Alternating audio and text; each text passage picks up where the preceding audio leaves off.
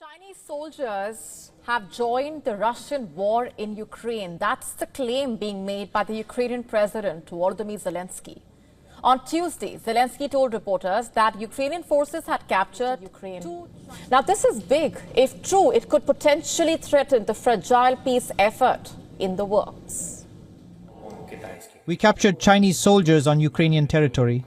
Ukrainians entered the battle in Donetsk region, in Tarasivka and Belohorivka, with 6 Chinese soldiers. 2 were captured. Remember, China is a close ally of Russia, but is not publicly known to have directly aided in the Kremlin's war efforts. Beijing has also offered to mediate a peaceful solution to the war and proposed a 12-point peace plan in 2023, where he posted a video of one of the men. Zelensky said that Kiev has information suggesting that there are many more Chinese citizens in Russian units. He said that he has ordered his officials to get a response from Beijing. Not clear whether the captured men were regular soldiers, and Beijing is yet to issue a public comment. But Zelensky has already made up his mind. He says that Chinese involvement, whether directly or indirectly, is a clear signal that Putin intends to do anything but end the war, it seems. Amid a confirmation of Ukraine's new shock offensive inside Russian territory, Ukraine's 47th Mechanized Brigade has released drone footage showing strikes in Russia's Belgorod region. The brigade said in a Telegram post it was targeting Russian troops gathering in houses. The video was released after Ukraine's president admitted for the first time publicly that his troops have been active inside the Russian territory. Remember, Ukraine's operation in Kursk, another Russian territory where they made a surprise incursion last year, continues. And according to latest reports, Ukrainian troops remain in parts of the neighboring Russian region. 8 months after a cross-border incursion, though Russian forces seem to have recaptured much of the lost territory. Last night, on Tuesday, during his nightly video address, Zelensky referred to the operations and congratulated the unit for its performance. Commander-in-Chief Alexander Syrsky also reported on the front line our presence in the Kursk region and our presence in the Belgorod region. We continue active operations in the enemy's border areas, and this is absolutely justified. The war must return to where it came from. Our main objective remains the same: to protect our land and our communities in the Sumy and Kharkiv regions from Russian occupiers.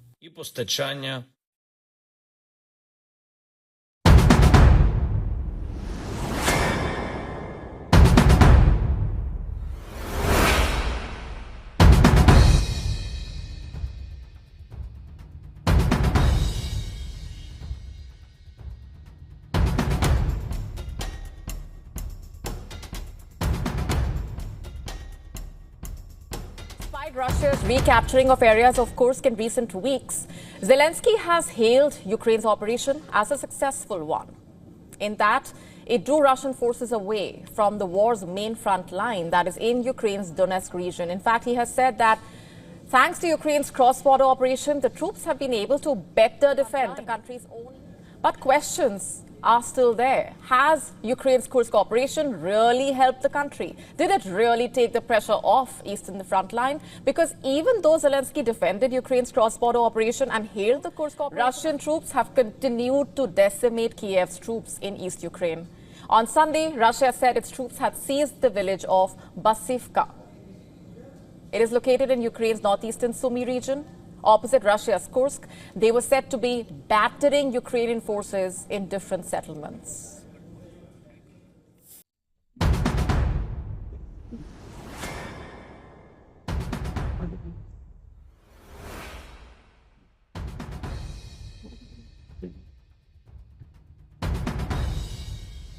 Meanwhile, the Russian president has repeatedly suggested that Russian forces carve out a buffer zone along the border, and what's more, Russian forces also multiple attacks on villages around the eastern Ukrainian town of Pokrovsk. This is as per the admission of senior Ukrainian military officials. On Tuesday, Ukraine's police released a video showing police officers driving through shattered streets and charred buildings. In Pokrovsk, around 7,000 people are believed to remain inside Pokrovsk, which had around 60,000 residents before the war. Remember, Russian forces have tried to encircle Pokrovsk, a logistics hub. But Ukrainian troops have so far managed to resist the Russian advances. Pokrovsk is located in the Donetsk region, by the way, and has seen intense fighting over the past year.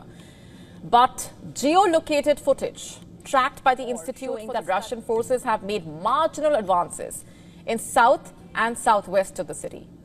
So then what does Zelensky hope to gain from Belgorod? Russia's Belgorod, which has a population, is located close to Kursk. In March, Russia had admitted that Belgorod was attacked by military, said they had foiled Ukrainian attempts to cross over into Belgorod. By occupying Belgorod, Zelensky hopes to once again divert Russia's attention away from Kharkiv and Sumy regions of Ukraine. By the way, is also trying to ease the pressure on its other regions like Donetsk. According to reports, Ukraine's operation in Belgorod is much smaller in scale when compared to its raid in Kursk. In Kursk, Kiev's troops had at one point seized a number of villages, including the regional town of Sudza. Zelensky and his top commander saying that such incursions have forced Russia to redeploy troops from the Donetsk region have been making steady advances in recent months. But a number of war analysts have questioned the military experience of Ukraine's operations on Russian soil, and they have pointed to high combat casualties and weapons supply. As far as talks to end the war go, it's unclear where they stand right now, but with the operations in Belgorod, Ukraine hopes to hold on to as much Russian territory as possible so it can exchange the occupied territories for future ceasefire. Remember, currently Russia controls about 20% of Ukraine's territory. Will Ukraine be able to achieve its objectives in Belgorod? And to what extent will it help Ukraine's case in any future peace talks?